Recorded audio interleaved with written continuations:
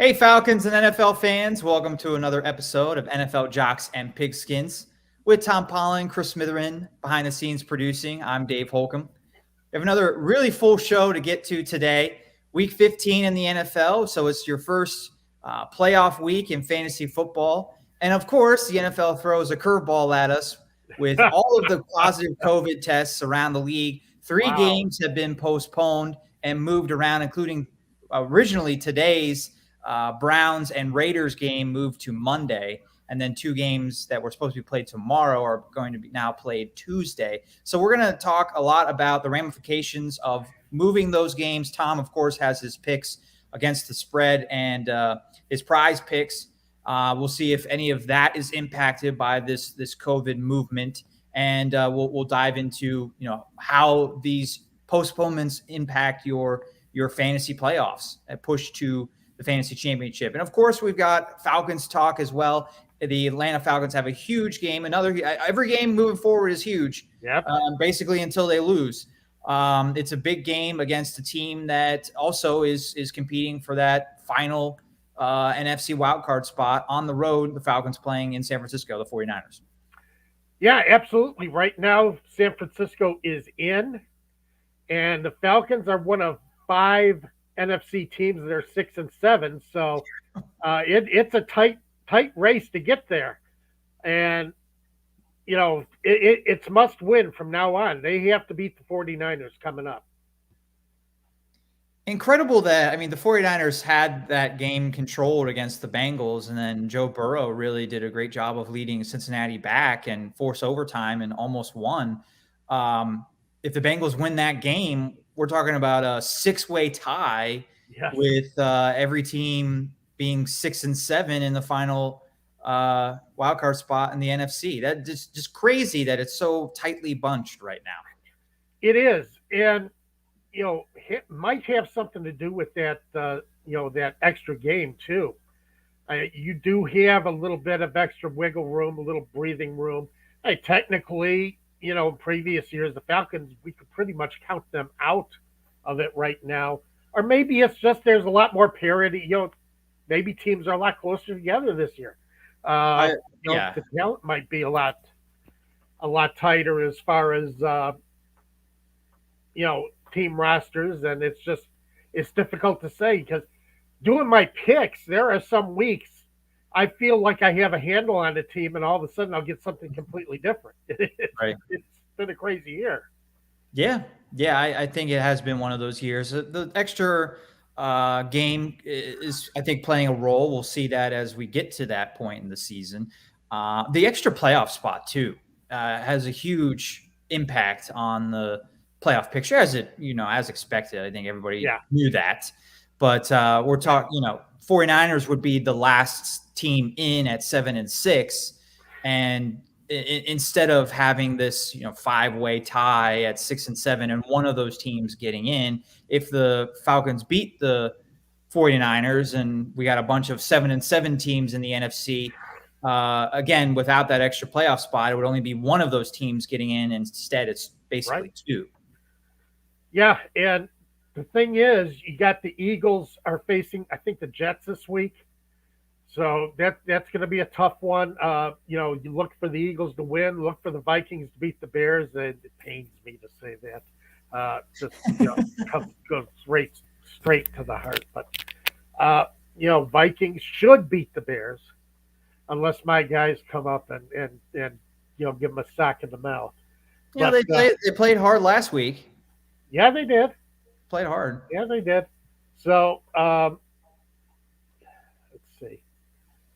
No, actually, the football team are facing the Eagles. So one of those teams are going to go down. I don't know why I thought that somebody was facing the Jets.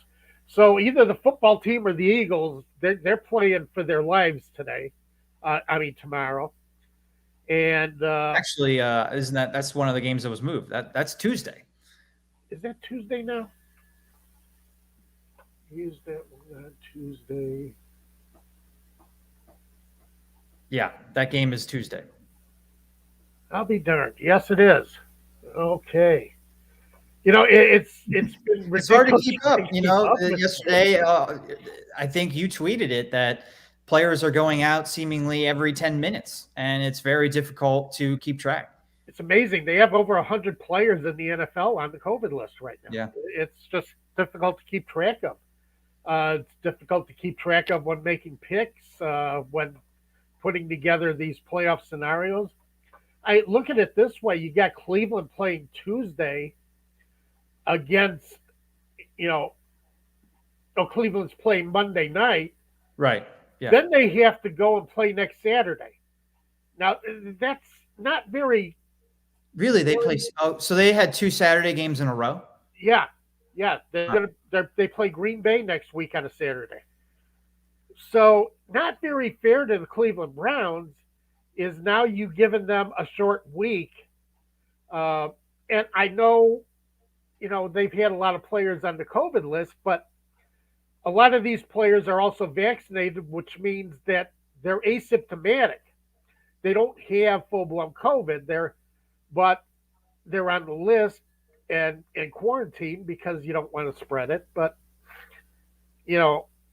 I feel for teams that have players vaccinated that then test positive for COVID, but at least they're not going in the hospital. The guys who aren't vaccinated are the ones who are in the most danger. Right. But the NFL is in a tough spot right now with just all of the outbreaks. I mean, it's not being overly dramatic to say that these are outbreaks. I think technically 4 or 5 people is an outbreak, if I remember that correctly from last year's definition. So, a few days ago, Baker Mayfield was complaining that the NFL wasn't moving their game on Saturday. And part of that was because the Browns had lost both of their quarterbacks, and they were going to start a quarterback, Nick Mullins, who the team signed this week. So I guess, you're going to have a short week, but at least maybe you get Baker or Case Keenum back for Monday's game. There is a chance of that happening. There's a chance of that. Yes. That right? Yeah. Well, because all they have to do is test negative twice in a row. So because they're vaccinated, they are on the accelerated COVID program where, they can get away. Once they test negative, they're fine. They can go back into the lineup. Mm-hmm. But it's just waiting to see when that happens. That's the main part. So, very good chance though that either Mayfield or Keenum are going to be ready for Monday night's game against the Raiders. And you brought up, the disadvantage that the Browns have playing on a short week. I would think the NFL would be interested in moving that game from Saturday to Sunday next week. I guess they don't want to lose the prime Saturday night matchup that they have set up. And I guess that's why they're not going to do it. But probably not. It's the Green Bay Packers, and they love the Packers, and the Packers are going to stay in that spot. The Eagles. I guess it's the Eagles and the Seahawks were both complaining as well because they're playing teams that were the reason why their game was postponed. It wasn't their fault. And they're also going to be a team that plays Tuesday and then on Sunday, which is basically the same as playing Monday and then Saturday. Yes, it is. Exactly the same. So you're affecting the playoff race, in a lot of different ways just by moving these games. You're also impacting the race by not moving the games again because Washington is another example of they wouldn't have had their quarterbacks if they're playing these games tomorrow. They might have their quarterbacks on Tuesday. One of them. Yes. Yeah, at least one of them. So, that's again something to look at. You're right. It affects it either way. Yeah. Because now you've got to look at how these movements affect the game in week 16. So it's a rough thing to do. It's a rough decision to make. I think overall it's probably more positive because you get to see teams at closer to full strength. You're not seeing teams so shorthanded that they have to put you have to have a competition on the seed to see who could throw better and put that player in a quarterback. No one wants to see, again, the situation the Broncos were in last year where they didn't have a quarterback for a whole game. No one wants to see No, that. they don't. Absolutely not. So, but we have a question from Gary. Hey guys, at what point should NFL start canceling games instead of all of these crazy reschedules? So I revisited the NFL policy that they agreed to in July about forfeits. Yeah. Rescheduling games or canceling games, forfeits. And the statement says that forfeits will only happen if all three of these things happen. A game is postponed by requirement of government authorities or at the discretion of the commissioner. 2, the league can't find a suitable makeup date within the framework of the season. And 3, the original postponement was caused by an outbreak among unvaccinated players of one team. And I think that is what is key. The last third thing you talked about, most of these guys are vaccinated, and I believe that's true. So that's why their long-term health isn't in danger. And let's make that sure. You get vaccinated, yeah, you can still get COVID, but you're not getting COVID that bad. A lot of these guys are feeling fine, except, they're being separated because they do have the virus. So, and as much as teams like the Eagles, we're seeing it from the Seahawks right now, they're saying, why are we moving these games? This isn't our fault. A person that's vaccinated, it's not really their fault either if they get COVID. I mean, maybe they're going out partying and hanging out with a lot of different people. Then that's a different conversation. But I haven't seen any reports that people are being irresponsible, players are being, or coaches are being irresponsible and not, taking their health first. Again, these are vaccinated players who did take their health first before the season. And if that is the case, then the NFL is not going to have forfeits. So no, you can't. You can't do that. You can't punish the players like that. Yeah. I think the forfeiting, that conversation in the summer was a way to scare teams into getting players vaccinated. And it worked because a lot of players did get vaccinated. But I don't foresee seeing any forfeits at all. No, and the problem is, Gary, is that you are past all the bye weeks now. Yeah. We've gone past all the bye weeks. Everybody plays every weekend from now on. There's really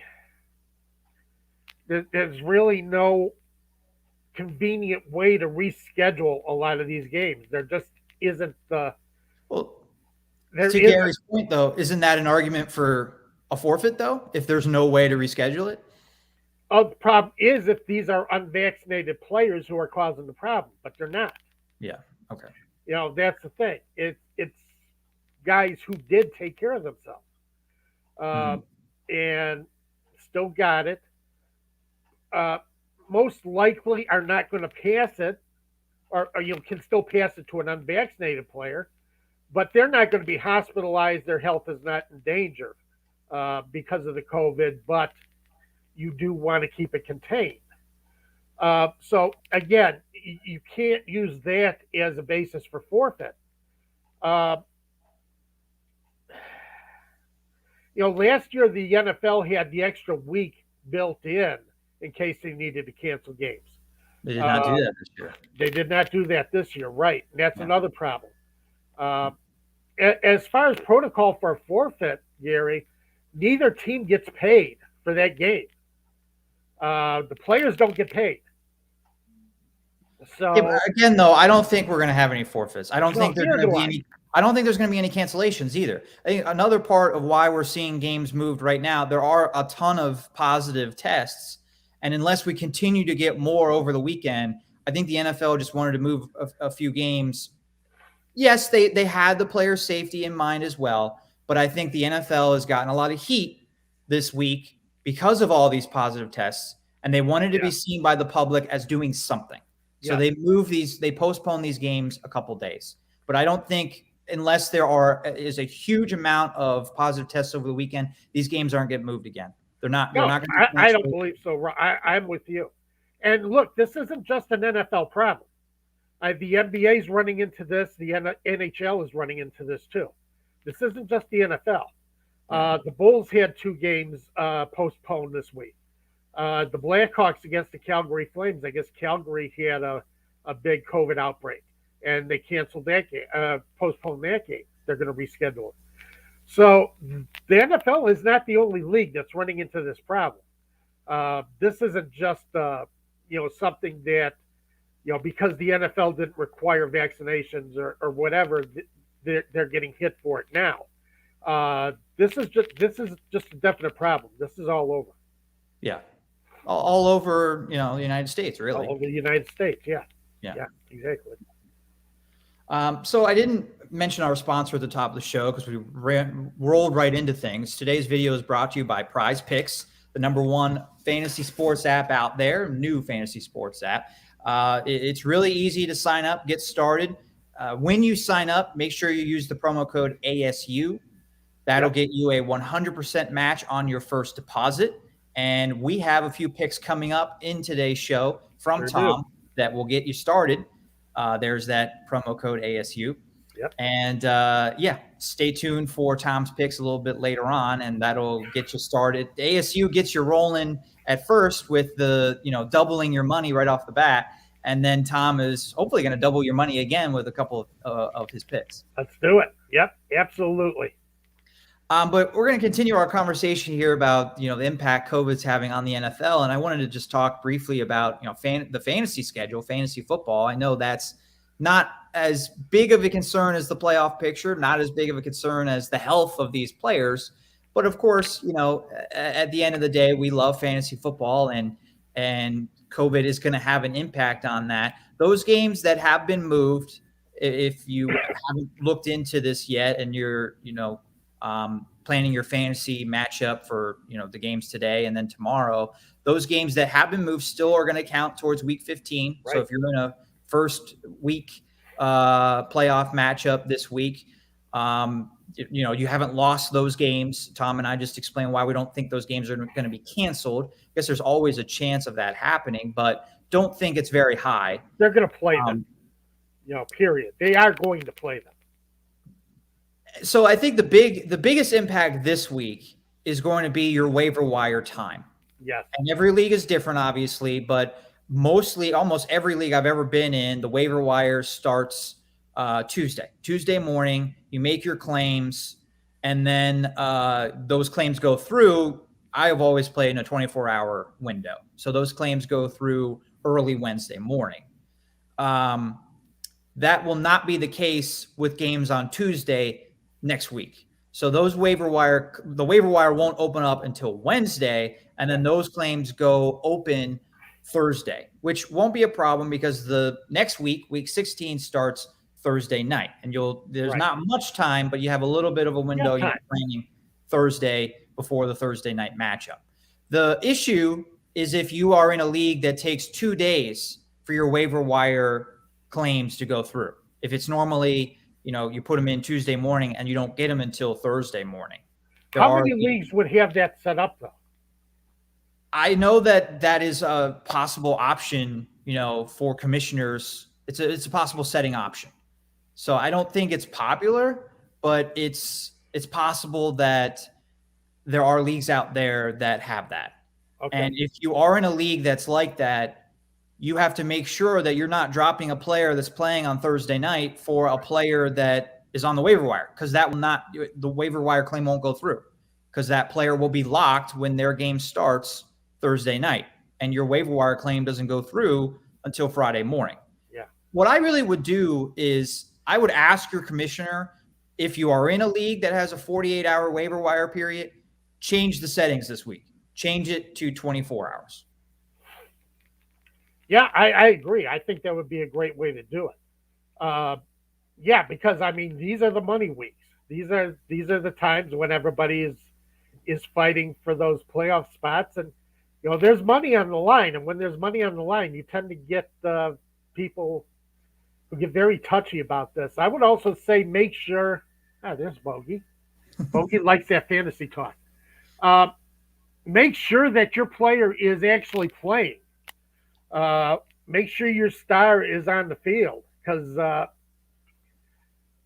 you're gonna take a hit if you haven't paid attention, and all of a sudden your guy is gone, is out for the week. You know, you can win or lose. You can lose a chance at advancing in your playoffs just because of that. Absolutely. That was going to be my last piece of advice, that handcuffing, I know we're trying not to use that term anymore. Sorry. Getting backup players on your team for your running backs, wide receivers, whatever, is going to be more important than ever, especially if you have got guys in Tuesday's matchups or Monday's games, the rescheduled games. These are the games you got to be concerned about. I don't want to just have a blanket statement and say avoid guys in those games. I think in a perfect world you do, but obviously if you have Russell Wilson and that's your best quarterback option, then you're going to start Russell Wilson. You can't do anything about that. But you gotta, Russell Wilson, I don't think there's any concern of him sitting out. So that's probably not the best example, but trying to think of somebody that's on the COVID list. I guess Baker Mayfield. If you got Baker Mayfield, and you're counting on Baker Mayfield, I would try and find a different option and start a different guy than Baker Mayfield. You would have to, because by Tuesday night it's too late. You have no more options on Tuesday. At least if you plan for that option now, you're going to have a quarterback in the game. If you wait, you may not have Baker Mayfield, even though it's an extra couple of days, and by that time it's too late. And be proactive. And you should be proactive anyway with getting backup players, especially for running backs. But even though Nick Chubb has not tested positive and is not a guy that's, as of right now, a threat of missing Monday's game, all it takes though is one positive test, and then you're missing maybe your best fantasy player. He was a first round pick, so get my first round pick. Yeah. He's on my dynasty team, so I didn't pick him this year, but he was a first round pick in my rookie draft a few years ago. So get Kareem Hunt's not going to be available, but get Demetric Felton. Get somebody that is going to play in place of Chubb on your roster in case Chubb tests positive, and try to do that proactive management this week and really through the rest of the playoffs. Yeah, you're going to have to. I mean, it's going to affect you. So, right, you got to make sure that your players are active and that your players are going. And you don't know what what you were saying, Dave. You don't know what's going to happen between now and Tuesday night or Monday night, Tuesday night. Yeah, you got to have contingency plans, and you should be doing that no matter what. I mean, you never know what could happen to anybody on any day. But especially in the era of COVID, you got to have your contingency plans as you push towards your fantasy championship. I think the last thing of note is what you were saying before about, these rescheduled games are going to have teams playing on short weeks. But I don't really know what necessarily to tell fantasy owners about that. Like, for instance, Nick Chubb is going to be playing Monday and then Saturday. It's not ideal for Nick Chubb owners that he has such a short period of time to rest before a semifinal matchup in your fantasy postseason. Right. But, I mean, you're not going to sit Nick Chubb just because of short rest. I guess you just got to know that some of these players, maybe they don't get as many touches in a certain game because they're going to be playing games in a shorter period of time. That's very possible. You're right.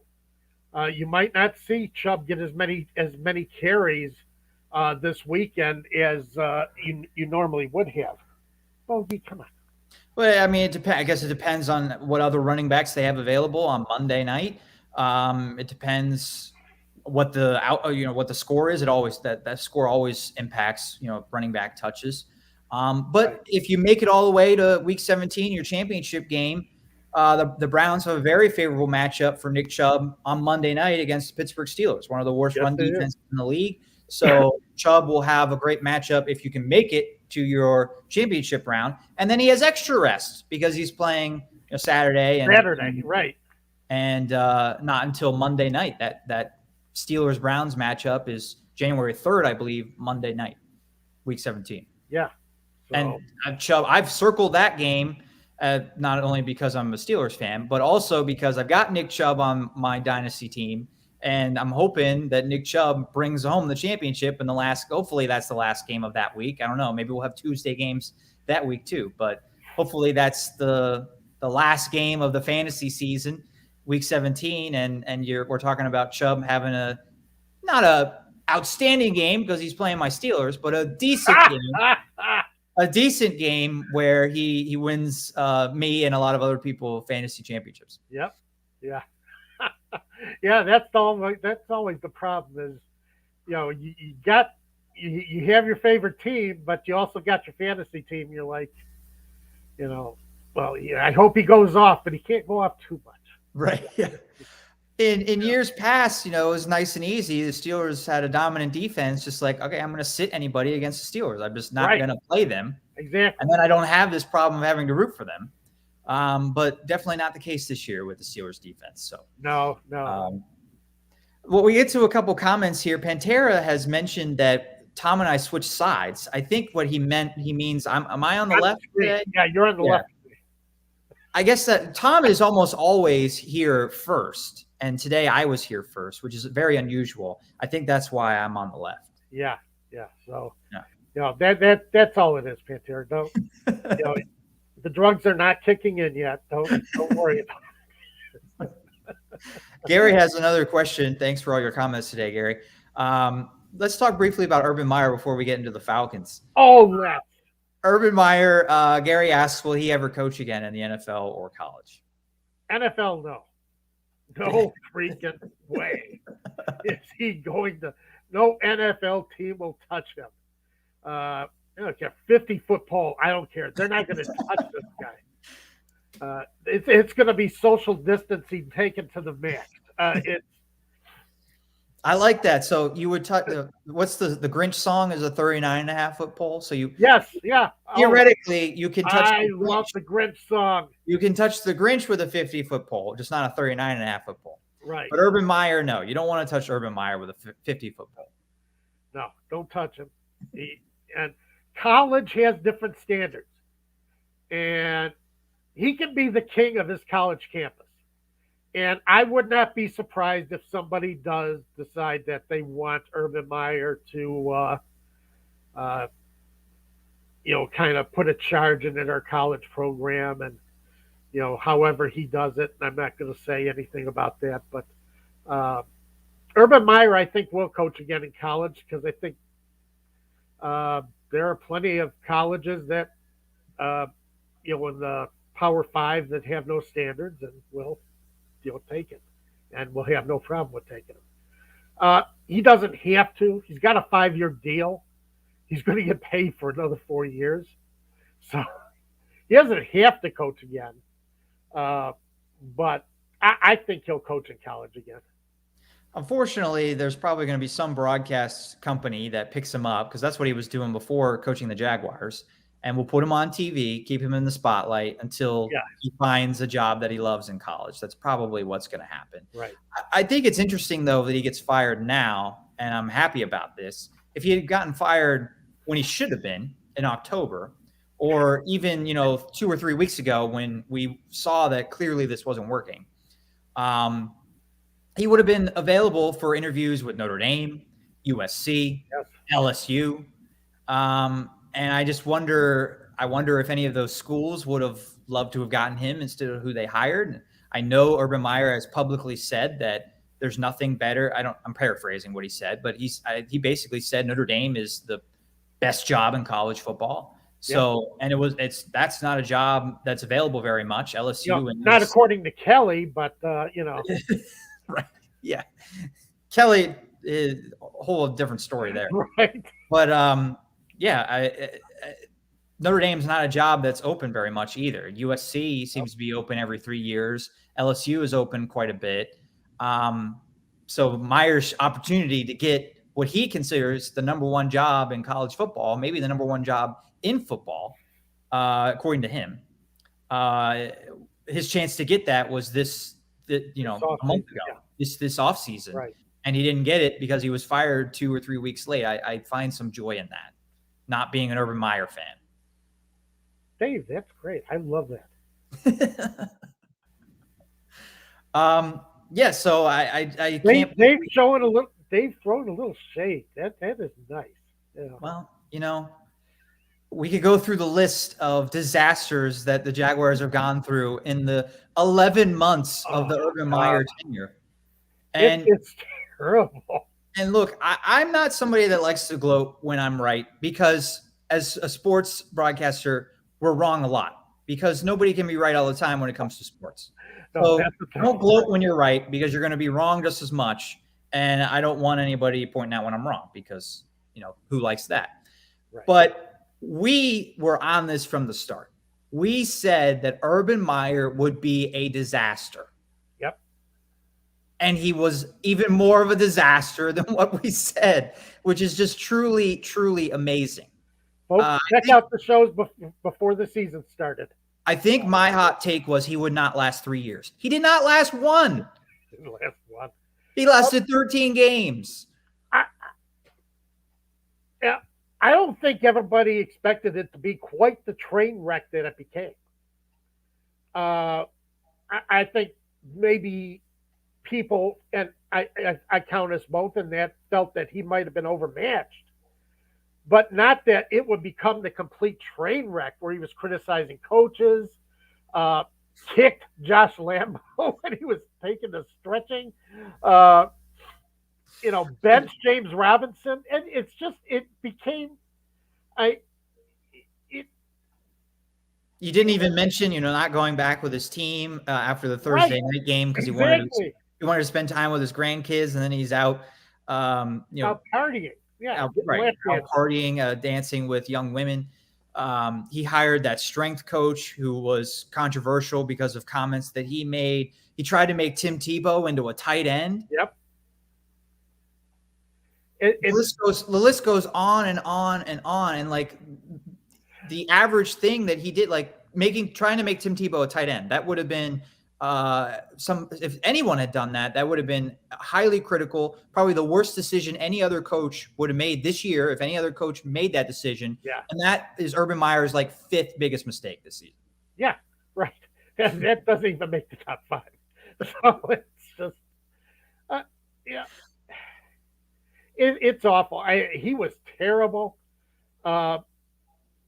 You could tell that he had that entitled college coach mentality because he coached the big programs. I mean, you coach at Ohio State, you get entitled. You're the king of Ohio. Right. It's different. You're coaching kids as opposed to adults. You can't kick Josh Lambo, your kicker, who's an adult. Right. Now, you shouldn't kick him if he's 20 years old either. I mean, that kind of coaching it lives in the past. Yeah. You don't do that anymore. But I'm sure it exists. And if you're going to do that, then, you do that when you're in the, you are clearly the adult and you're the person in charge. Yeah, you're in charge of the Jaguars, but you're coaching other adults. It's different. It's different. It is different. And he never understood it. Yeah. So, he deserved every bit of what happened, and I'm fine seeing him go on. I think Jacksonville fans are just elated that he's not on their sidelines anymore. The players are thrilled that he's not going to be on their sidelines anymore. Yeah. Yeah, it's pretty clear they're happy about it, yeah. Yeah, that's pretty damning in itself. So, there you go. Mm-hmm. The last thing I want to say about the Jaguars, actually not about Urban Meyer, but, Meyer kicked Josh Lambo months ago. And it was only when the story came out this week did Sean Kahan and the Jaguars organization really care about it. Yeah.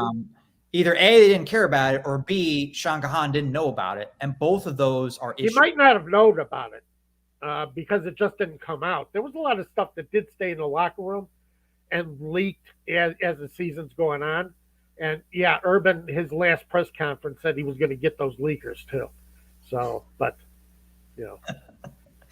Mike Florio of NBC had a great article, and I'm going to repeat a lot of what he wrote because I 100% agree that, whether if the owner didn't know about it, then that just speaks to the dysfunction in the Jaguars organization. Yes, it does.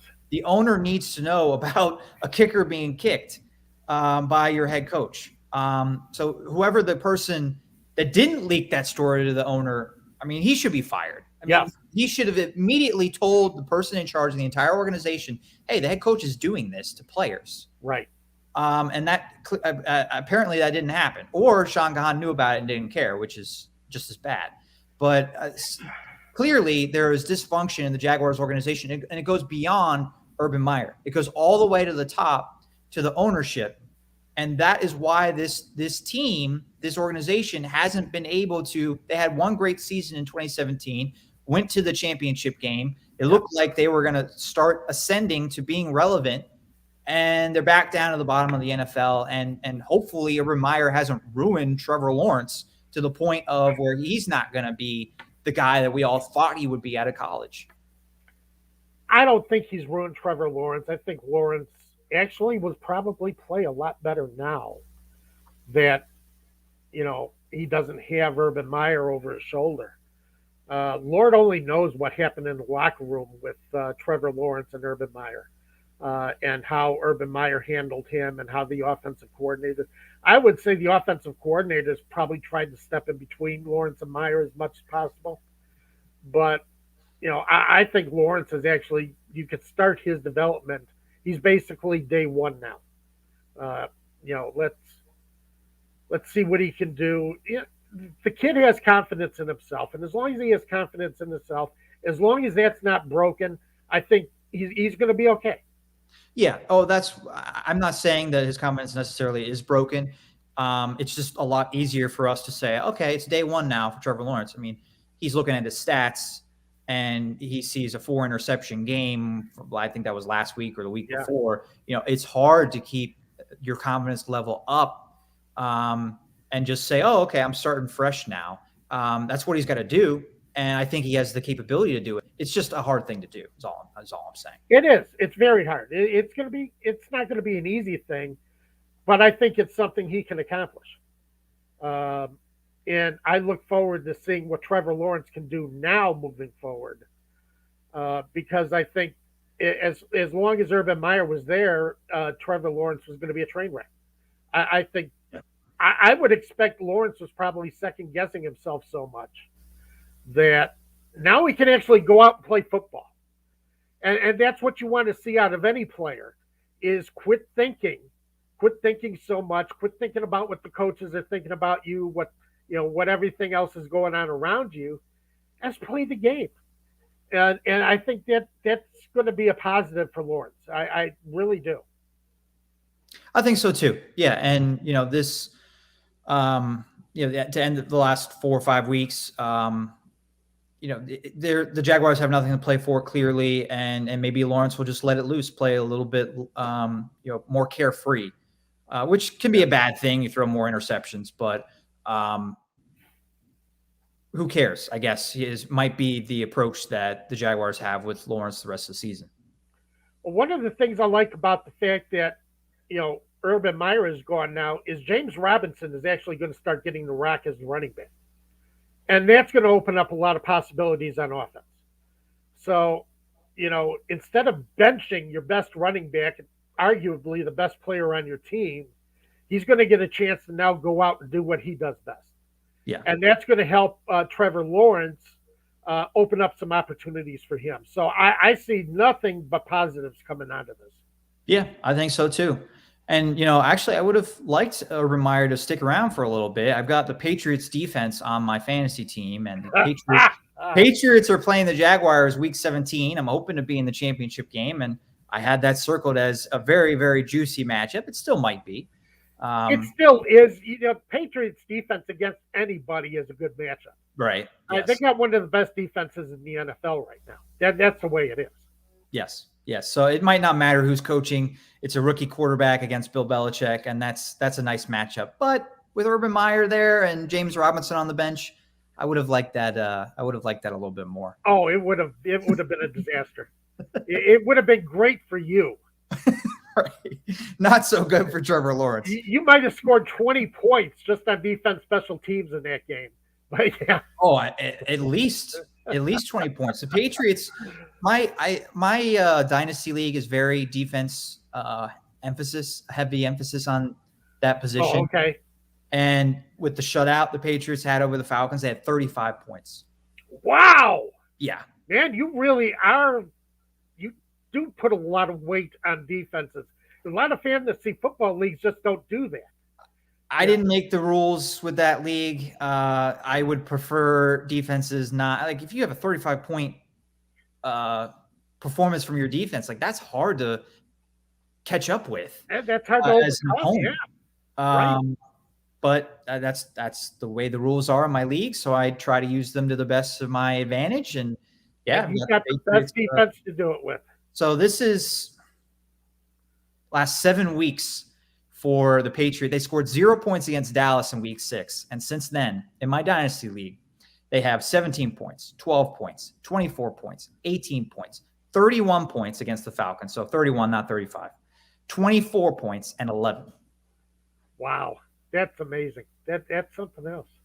So I like I still like it, not as much, but I'm hoping to be in the championship and I get a nice performance from the Patriots against the Jaguars week 17.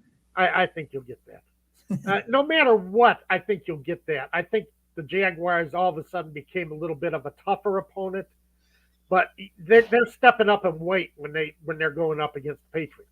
Yeah. I mean, they're playing the Texans this week. You step up in weight class when you're playing the Patriots.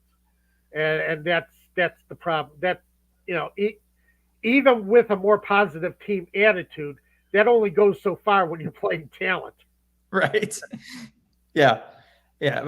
Pantera wants us to predict the final 4 games for Jacksonville. So they got Houston this week, the Jets, at the Patriots, home against the Colts. 2-2. 2-2. Wow. 2-2. All right. I'm going to go 1-3. Okay. Fine. I think 2-2. I think they are suddenly competitive against the Texans and Jets. Okay. So, as a matter of fact, Jacksonville is going to be one of my hot picks, one of my best bets for this weekend. Okay, yeah, but let's get into your best bets. We're running a little bit short on time. And Pantera, we're as you can tell, we're on Mac Jones in that game. It's going to be Mac Jones. There's no doubt about that. At this point in the season, Mac Jones has already developed into an NFL quarterback. All right, that's the way it is.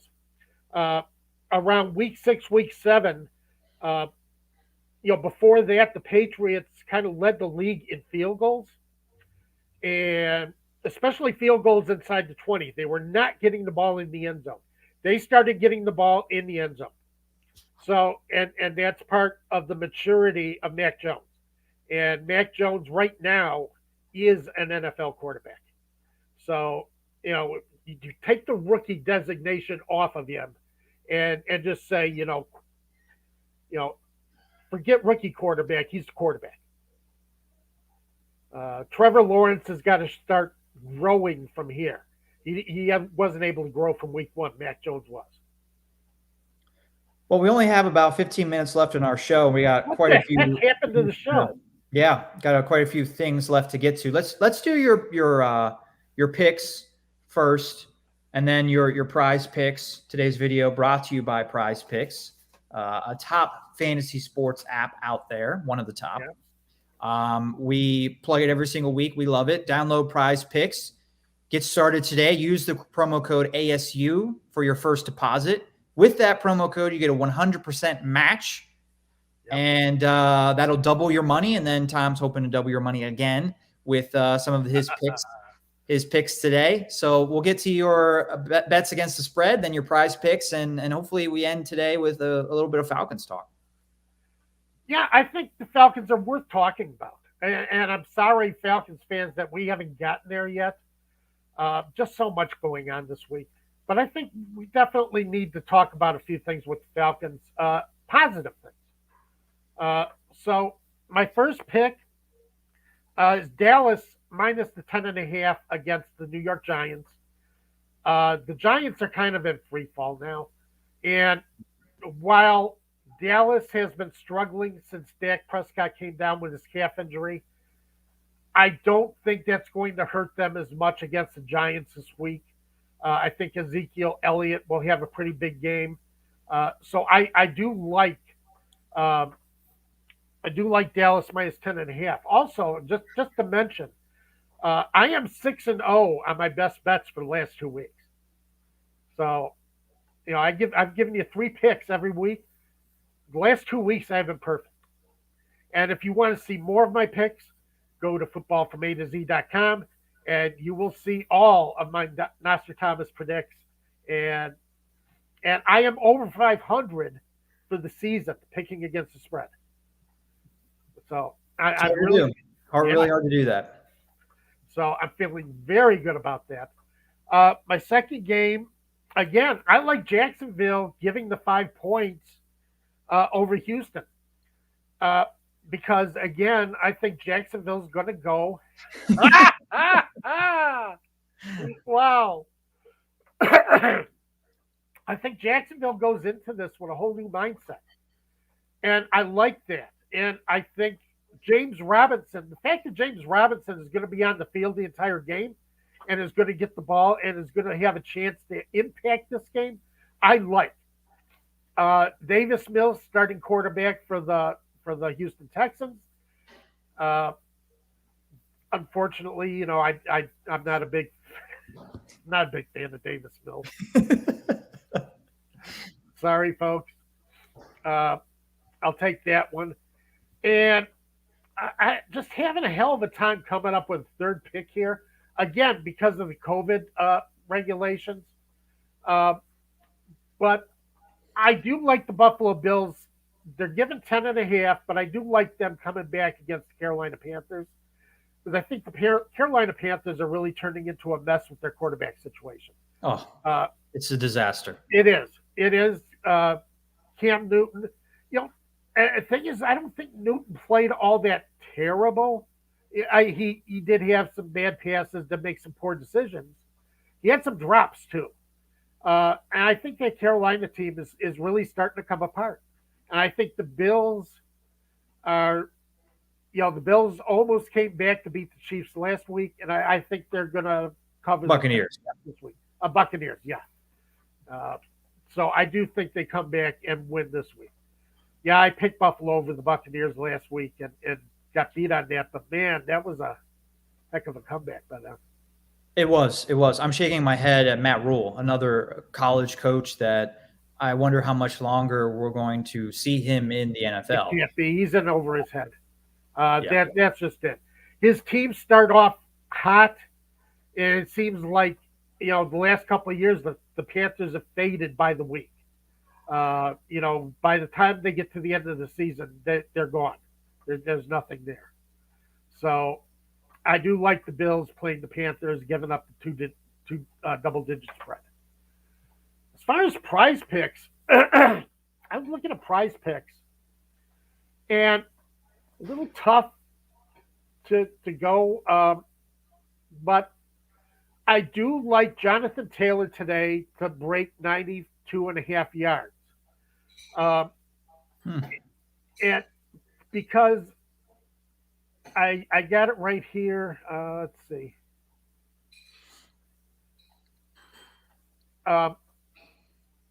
Okay. Over the last 5 weeks, Taylor has gained 699 yards on 120 carries, an average of 5.8 yards per carry. All right. It tells you how good Taylor is. It tells you how good that Indianapolis offensive line is. Yeah. They are just – it is a solid wall. And it's really been a positive for Carson Wentz so far this year too. So that averages out to 139.8 yards per game and 5.8 yards per carry. Just incredible with Jonathan. So even against the tough Patriots defense, you think he'll go over 90? I do, because you can run against the Patriots. couple of weeks ago, the Titans had 2 running backs run for over 100 yards. Now the problem is the Titans gave up, turned over the ball 4 times in that game. So, that kind of offset, the good things they were doing on offense. But Hilliard and who's their other backup? Deontay Foreman. Yeah. Rushed for 109 yards. Dontrell Hilliard rushed for 139 yards. So you can run on this Patriots defense. So watch out for that, Dave, because Jonathan Taylor is going to be tough for your fantasy team today.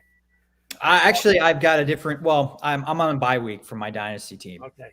So I don't have to worry about the defense. But I did set my lineup kind of as a practice to, not get rusty over this bye week. And I don't have the Patriots in my lineup. I have the Packers going up against the Ravens.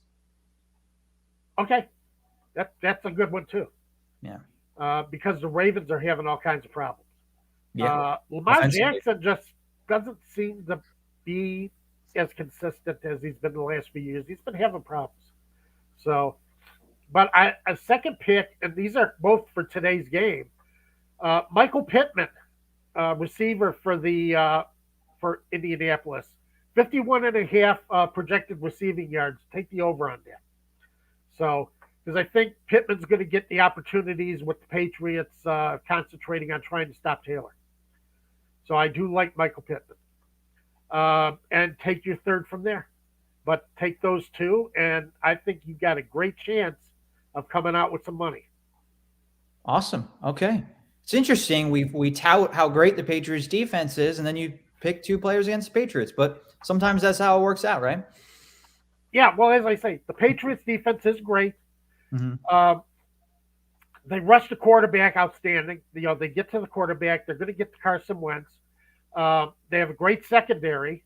So you got that on both sides. You got the Patriots good against the pass as far as rushing the passer and defending, but you can run on them. And that's the problem you got here. So I say that Jonathan Taylor, I think, is going to get his yards. And then you just go from there. So our show title is Falcons Must Beat the 49ers and COVID to make the playoffs. And we talked about all the COVID issues heading into this week's matchups. And there's 4 games left. I hope that we're not talking about the Falcons rescheduling at any point over the next 4 weeks, just because, it messes up, the normal NFL routine, and it really isn't to the advantage of the team. Right. You have to reschedule that. So that's why, every team is battling COVID. But then this week's matchup against the 49ers, we said at the top of the show, 2 teams battling for the NFC wildcard spots. And it's really a must win for the Falcons to stay alive in that race. Sports Live in the Atlanta comment. Thanks for listening and commenting. Absolutely. He sounds confident about this weekend's game, and I'm pretty confident about it too. There's a lot to like about the Falcons right now. They've found a running game. The defense, yes, they have. The defense turned the ball over several times, 3 times last week, 2 pick sixes in the last 2 games. I mean, obviously that's not something you're going to get every week, but it's great to see the defense contributing to scoring, and playing on the road too. This Falcons team plays better on the road, much better on the road than they do at Mercedes-Benz Stadium. I said last week that's something we'd talk about today. I'm not going to have time to talk about it today. I will shelve that again until next week, but definitely I like that the Falcons are on the road in San Francisco. They seem to rally when they play road games, and all of the other positive things they're bringing into this game. I think they're going to win this matchup. And the 49ers play worse at home than they do on the road. Right. That's true. They're the same. They also don't play well at home. They do not play well at home. Excuse me. I like watching what I saw out of the Falcons last week against the Panthers because they were running the ball so effectively. And they were running to the left. They were running behind Jake Matthews and the left side of the line and really gashing what is normally a very good run defense. Carolina has a very good defense. They may not be able to figure it out on offense, but they've ridden their defense quite far this year. And the Falcons really did a great job against it. I love Russell Gage. I love what he's been doing. Right. Yeah. I think that's the one concern I have with the team right now is that passing attack. But yeah, Russell Gage has emerged and made it, at least a serviceable passing attack if you're going to be running the ball as well as you are and turning the ball over defensively. I say Gage is not going to be your number one receiver. Right. However, Gage is the guy, and it seems like this has been the case where Gage is the guy that Ryan looks to when he needs, third and medium, third and long, and he's looking for a receiver downfield. He's going to Gage. He's looking for Gage right away, and he's got confidence in him. And Gage has been rewarding that confidence, and I like what he's done. So definitely, I think Gage has become that reliable guy when Ryan needs a completion somewhere. Now he's not gonna go downfield and all the time and get you and spread the defense, but he's gonna give you those tough catches, those tough yards. Yeah, I agree, and they just need some kind of target like Russell Gage to take some attention away from Kyle Pitts. Yeah, they do exactly. Well, Pitts had a few opportunities last week too. So, it got a little bit better for him. And Davis and Patterson were just really pounding the ball last week. I love that on the ground game. And it opened so much up on the, for your offense in the passing game to be able to run as well as they did. And I think that made a big difference in the game. I think the fact that they were able to control the game with Patterson and Davis, it really helped a lot. We got a lot of comments coming in. Thanks so much, guys, for commenting. Pantera, I saw your comment earlier about Mac Jones or Trevor Lawrence going forward. We'll get to that maybe next week or in the off season. We just don't have time to talk about it today. Sorry about that. We're getting some happy holidays, Merry Christmas messages. Thanks so much for that. Happy holidays to everyone out there. We will be here doing a show on Christmas Day. We will be here live noon next Saturday. So, I know it's a really busy family time, but if you have some time to break away from the family for a little bit, spend an hour with us talking about the Falcons and the NFL. The NFL never stops, so we're not going to stop and take off on Christmas. We will be here talking about the Atlanta Falcons and hopefully some helping you win some fantasy championships. And thank you, Miss Maggie T. Appreciate that. Always appreciate the fact that you enjoyed the show. And, Merry Christmas to everybody out there. Just wish the best for all of you. And, hopefully we're celebrating a Falcons win next week and we're looking at other playoff possibilities. So it's always nice. Playing the Detroit Lions next week. So not to look ahead, tomorrow's a must-win game, and next week's game doesn't mean as much if you lose tomorrow. But if you can beat the 49ers, you have a great opportunity to win your first home game of the season against the team that has the worst record in the league the day after Christmas. And one of the things I like about tomorrow's game with Atlanta, they're still doing a terrible job rushing the passer. They're one of the worst in the leagues as far as bringing pressure. But it seems like Dean Pease was doing some different things last week as far as bringing guys from different directions. If you can confuse Jimmy Garoppolo, and he can be easily confused.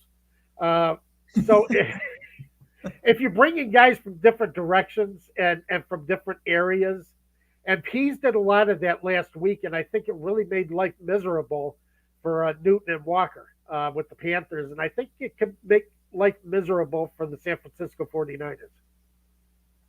Yeah, I think so too.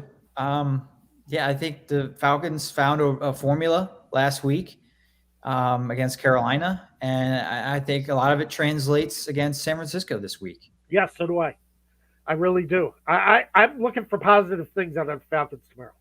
Mm-hmm. I really am. So, Sports. I'm with you, Sports Live Atlanta. Stick it to stick it to Kyle Shanahan. I'm with you all the way on that. Stick it to Kyle Shanahan. Yeah, I was going to say Sports Live in Atlanta's had some good comments come in the last couple minutes. Yeah, would love to stick it to the old offensive coordinator. I'm sure Matt Ryan would love to have a big game tomorrow. Yeah, we've mentioned it a lot. The 0-5. This comment's about the fan support, and then he had in his last comment he talked about 0-5 at home being unacceptable. Yeah, that is a topic that we've talked about briefly previously, and we're going to talk about it a lot on Christmas, the day before the Falcons play their next home game. Yeah. Oh yeah, Mad Mike. Yeah, he can be easily confused. Yeah. If he can't find Deebo Samuel, he's got a problem. As long as he can get the ball to Deebo Samuel or Kittle, then he's doing all right. But if he can take them out of his offense, all of a sudden Jimmy Garoppolo's got a lot of problems. Well, I mean, the Bengals knew the ball was going to Kittle late in that game. That was the only person he was throwing the ball to. Oh God, yeah. And Kittle was still coming out with amazing catches. And I guess that wasn't the only person that he was thrown to, because Brandon Ayuk scored the game-winning touchdown on a really great play. Yeah. Ayuk should be more involved in that offense than he is. He should. I really do. I think he should. I think he's improved over the course of the season. I think he's emerged as a target for the 49ers this season. Somebody that off play with Deebo Samuel and George Kittle. So I do like the way he's come along. Another guy on my dynasty team. Would love to see him finish the season strong. Sounds good. Yeah, absolutely. All right, so we're out of time here on today's show. Thanks everybody for all the comments. We loved hearing from everybody. Let's give Sports Live let's give them their final comment, because let's they do a lot for us, and they are very supportive of us, and I do want to see them get as much love as possible, because I think they do a great job. So definitely catch up with their channel. Mad Mike is just outstanding, and as I say, they've been very supportive of us. So I like to make sure that we return. Absolutely. And that reminds me, subscribe to our channel as well. If you haven't already, give us a like on Facebook, subscribe on YouTube. A lot of great Atlanta sports content on our channel, Atlanta Sports Unlimited, Braves Talk, still basking in the glow of the World Series win, Atlanta Hawks, Georgia football, Georgia coming up on, some big games after the new year, or I guess Christmas or New Year's Eve would be the playoff game. So give us a subscription on YouTube for our channel as well. But thanks so much for making us a part of your Saturday. We'll be back on Christmas Day, noon Eastern, as we always are on every Saturday. Enjoy your week. Happy holidays. Absolutely. Have a great week.